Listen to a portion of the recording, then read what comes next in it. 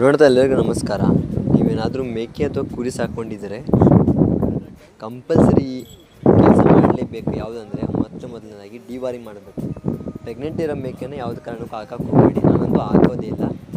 ನೀವು ಏನಾದರೂ ಹಾಕ್ಬೇಕು ಅಂದ್ಕೊಂಡಿದ್ರೆ ವೆಟರ್ನರಿ ಡಾಕ್ಟ್ರನ ಹತ್ರ ಒಂದು ಸಲ ಸಲಹೆ ಕೇಳ್ಕೊಳ್ಳಿ. ಅದಕ್ಕೆ ಕೇಳಾದ್ಮೇಲೆ ಅವ್ರು ಏನು ಹೇಳ್ತಾರೆ ಅದನ್ನ ಹಾಕ್ಕೊಳ್ಳಿ.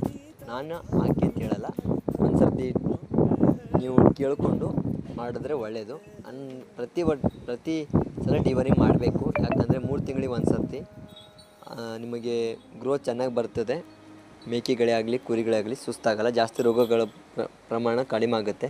ಯಾಕಂದರೆ ಹೊಟ್ಟೆಯಲ್ಲಿ ಕರೆಕ್ಟಾಗಿ ಡೈಜೆಷನ್ ಆಗಿಲ್ಲ ಅಂದರೆ ಅದು ಹೊಟ್ಟೆಯಲ್ಲಿ ಹುಳ ಇರುತ್ತಲ್ಲ, ಜಂತುನಾಶಕ ಔಷಧಿ ಹಾಕ್ಕೊಳ್ಳೇಬೇಕು ಕಂಪಲ್ಸರಿ ನೀವು.